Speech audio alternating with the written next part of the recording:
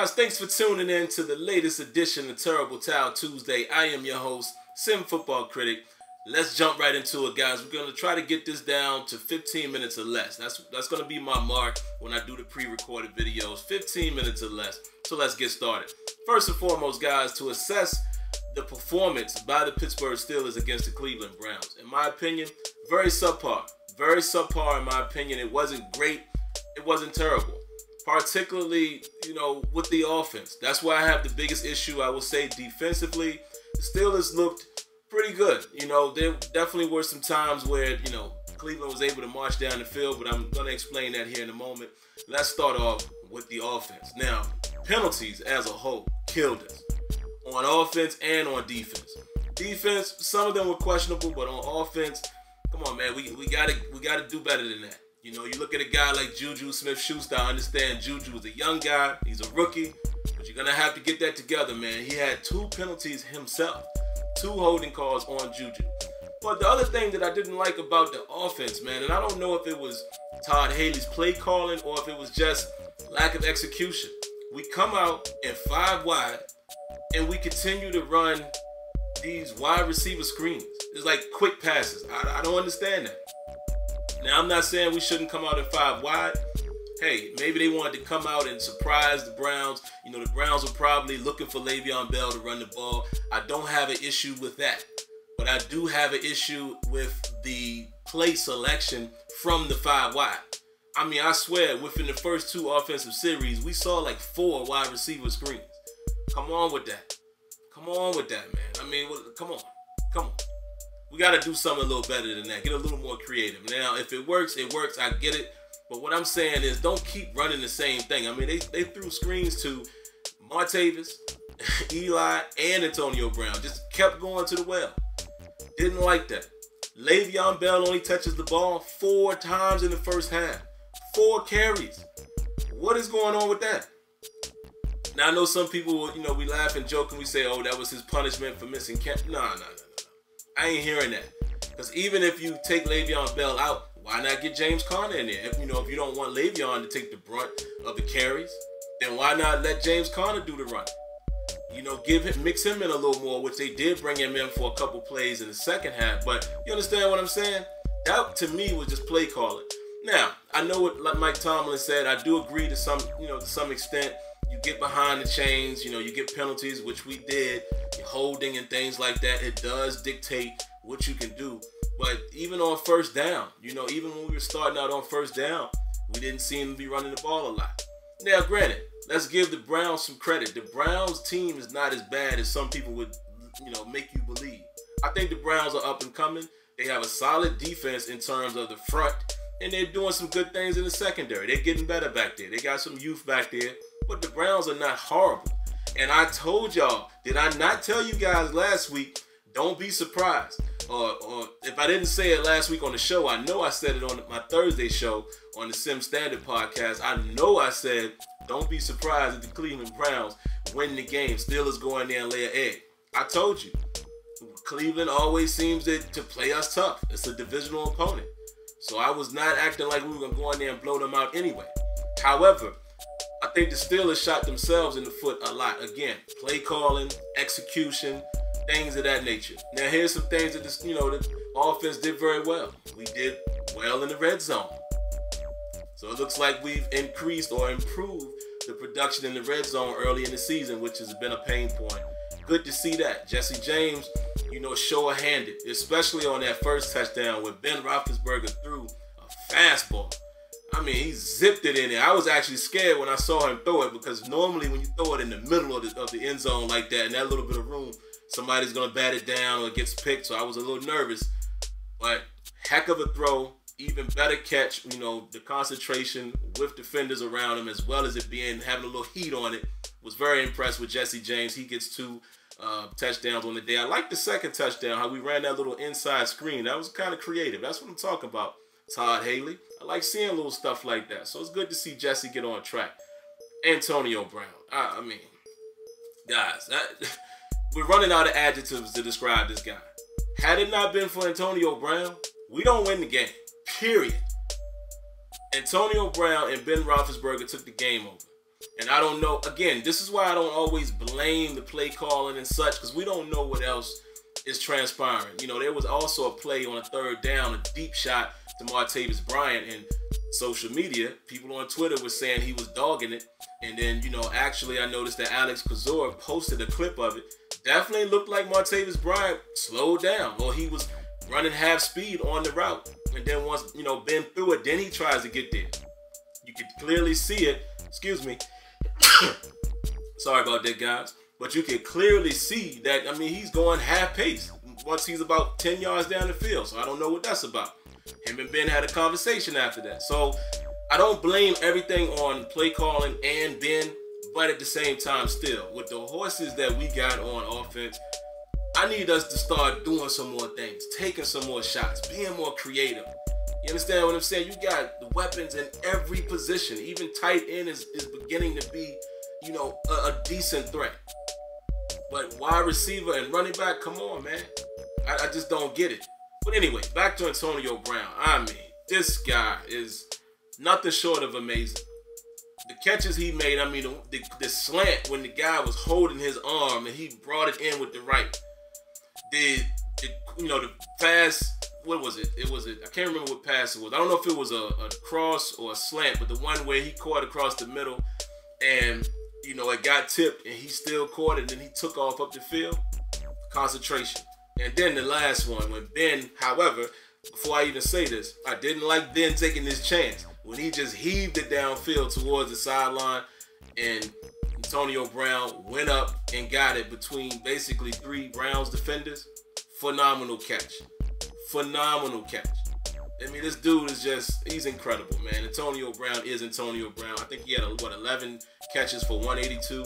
That's just insane. But without that production, I don't know if we win the game. Now, there was a play that Ben threw down the middle to Martavis Bryant. That got tipped, and that was what resulted in the pick. If he catches that, possibly scores, or at least puts us in position to score. So, you know, you take that one off the board, you know, it could have very well had ended up being like 28-18. So maybe we could have got more points there, but still, I just don't feel like the offense was as productive. All right, so we'll get that out of the way as far as the offense. Now let's talk about the defense. My opinion, I think the defense played very well.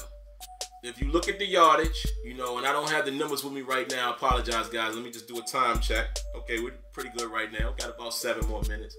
Guys, I don't have the numbers with me right now, but I think Kaiser passed for like 220, 226, something like that. It wasn't that high. You know, nobody had a 100-yard gain on the ground. Nothing like that. Defensively, we played well. We gave them a lot of field position with penalties. Defensive penalties. The one with Ryan Shazier, I understand that Kaiser was going into a slide, but come on, Shazier, you got to know better than that. You can't spear the quarterback, okay? Get that up out of here. The one with J.J. Watt, when he jumps on the pile late. Come on, Rook. You know you can't do that. Get that out of here. Now, there's a couple other questionable calls. I mean, there was a holding against Artie Burns. That's 5 yards. It is what it is. It was a semi-questionable call on Sean Davis with the pass interference. I think he did get there a touch too early when he hit the tight end or receiver, what have you, in the back. You know, that's going to happen. You can't be too mad at that, all right? At least he was in position. But then the one against William Gay, I have a problem with that. That was a solid hit.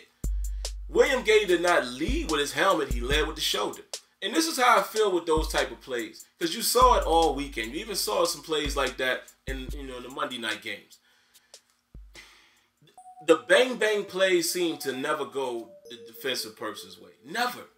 It's almost like the referees are judging these calls based off of how it looked. I wish there was a way that you could either, A, go into replay and review it, and view the intent, because you can clearly see if someone is lowering their head or if they're aiming at the helmet or if they're lowering their shoulder. Because sometimes you go down with the shoulder and the guy's ducking, you might hit his helmet. You should be able to review these things for intent. That's number one. Number two, even if it's not going to be something that the refs review automatically, let it be a challenge. Let it be challengeable. So you can say, listen, I'm challenging the intent of that hit. And some of these flags need to get picked up, man. Because, you know, the defender is at a disadvantage. Now, last night, guys, if you saw the Minnesota game, Harrison Smith made a great play. You know, he went high, but he kind of hit the hands. They didn't call anything. That was cool. But it's a tough call, man, when a guy's leaning in for the tackle and you're determining that it's head-to-head contact just because his head happens to rise up as the guy's coming down. That's not fair. Clearly what William Gay did there was laid a boom. I mean, he laid the boom on that play. I loved it. And by the way, William Gay had a pretty decent game yesterday, Sunday, you know, with tackles and things like that. He did get beat on one play, but he was there. You know, it's not like he got roasted.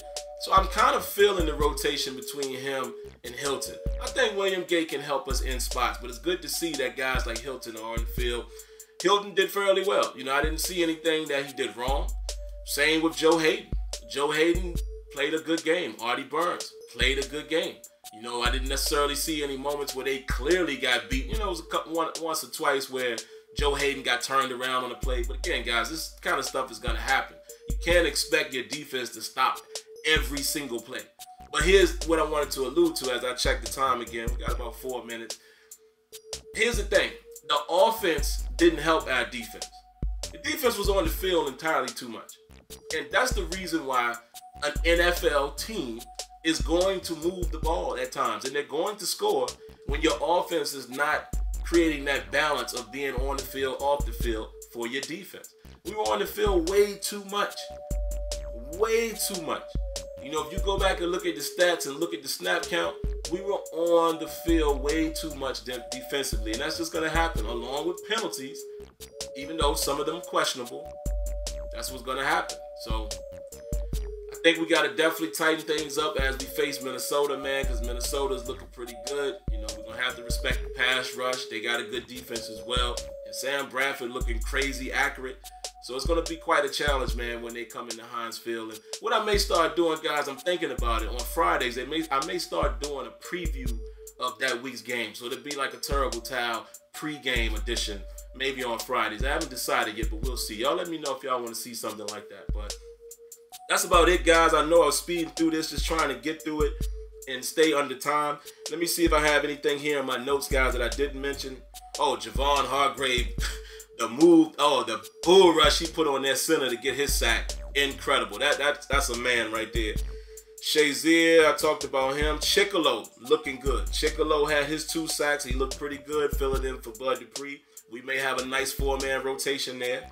And what else do I have here, guys? Of course, TJ Watt with the interception and the 2 picks.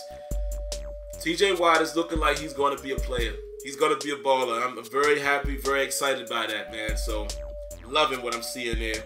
And I think that's about it, guys. I think I covered everything. Oh, the block punt. How can I not talk about the block punt real quick? Dirty Red. Our man Metakevich getting in there, blocking punts. And then here we are. In preseason, Rosie Nix gets one. Nix almost got another one in the game. And then you see Metakevich doing his thing. Listen, if we can get to a point where our special teams is playing like that, Steelers could be very dangerous. So, yeah, definitely want to talk about that. And the last thing I would end with, if there was a drop, a very bad drop by Kenny Britt in that game, late in the game, that could have moved the chains for the Browns. So I cannot discount that. So we definitely got to show up that defense a little bit, guys. But I think overall, it was a very pedestrian-like game for the offense. Defense did fairly well. I think they did fairly well. 7 sacks, getting pressure with 4, by the way, playing man coverage. I like what I'm seeing from the beginning stages, but offense is going to have to help them out. Now, I'm not going to beat up the defense as much in this game because they weren't on the field that much. And thank God, Stephon Tuitt, guys, is week to week now. Tomlin said he may even have an opportunity to play in this coming game. So that's very interesting. So I'm happy about that. And yeah, that's about all I got, man. So that's my time, guys. Make sure you tune in next week and possibly this coming Friday. Like I said, I may do a pregame depending on if you guys want to see that or not. And hey, let's watch some football, man. And hopefully we can get a nice game here with the Vikings and come away victorious. All right, guys. So let me know what you think in the comments. I want to hear your thoughts. Subscribe if you haven't done that. Cut on your notifications. And I promise it'll never hurt you to hit that like button. All right, guys. That's going to do it for this one. But hey, we'll see you next week. Peace.